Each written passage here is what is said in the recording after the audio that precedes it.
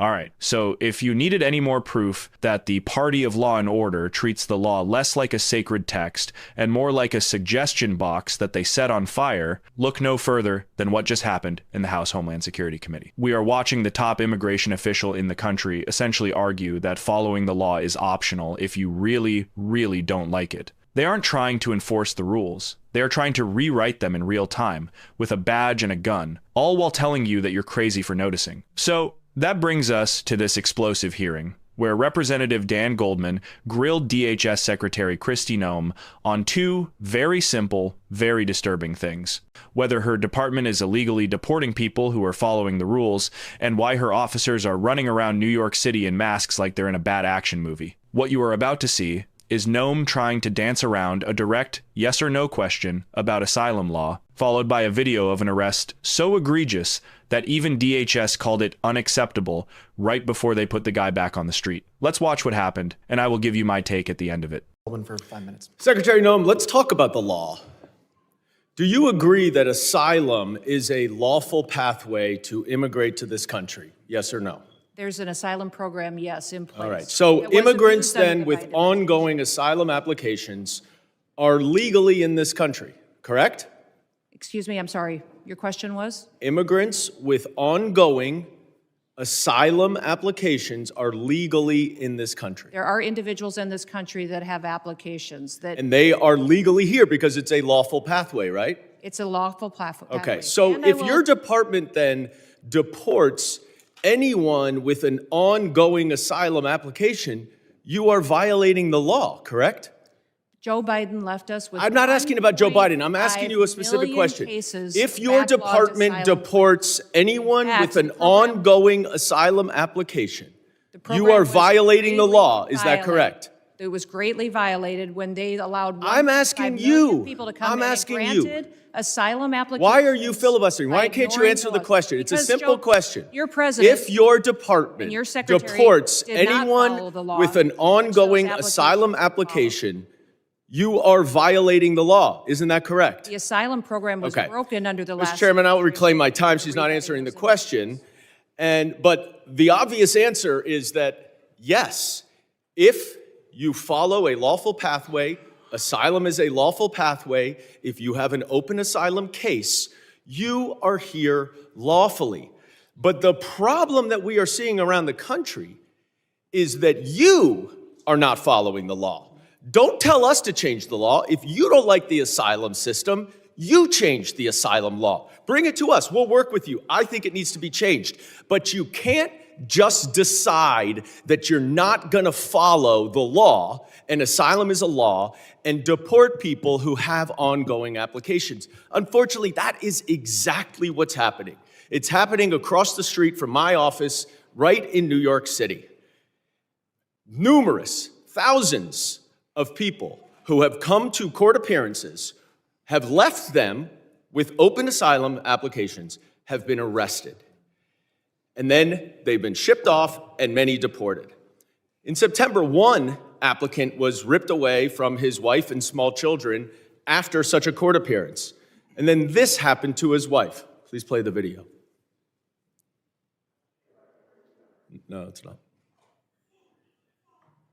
It's not this one. All right, it's not this video. Here it is. I'm yours. Oh, come on, man.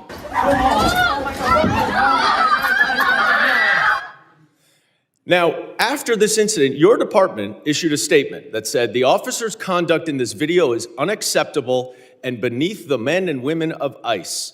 Our ICE law enforcement are held to the highest professional standards, and this officer is being relieved of current duties as we conduct a full investigation. 3 days later, you reinstated that officer and you put him back on duty. I sent you a letter and asked you what investigation was done and why was he reinstated.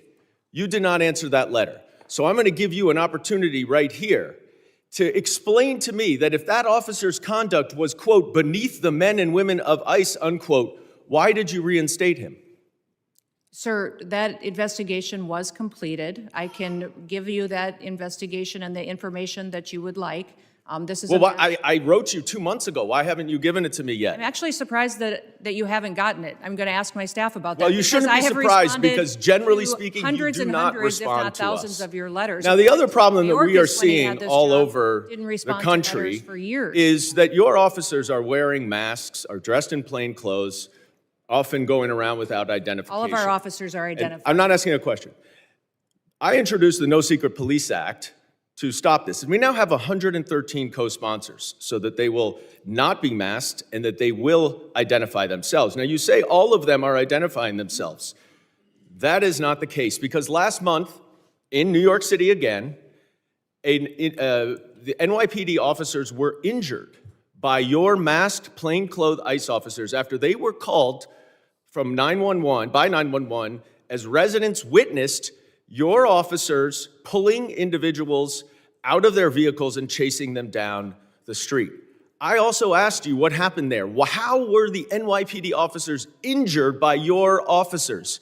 And you didn't respond. What's the answer? Sir, our individual Gentlemen's officers time are is identified. time has expired.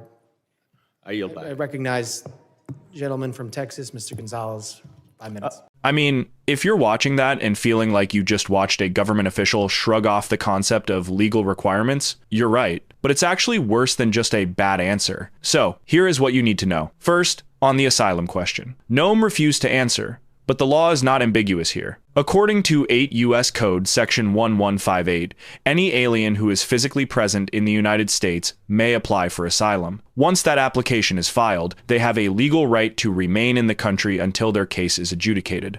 That is the statute. It's not a suggestion, it's the law. When Noem says Biden left us with millions of cases, she is trying to distract you from the fact that her department is deporting people who are literally in the middle of a legal process. It is the equivalent of a judge sentencing you to prison before your trial has even started, because the court calendar is too full. Second, let's talk about that reinstated officer. This is the receipts section. Goldman pointed out that DHS issued a statement calling the conduct unacceptable and beneath the men and women of ICE. But according to the timeline established in this hearing, that officer was back on the job 3 days later.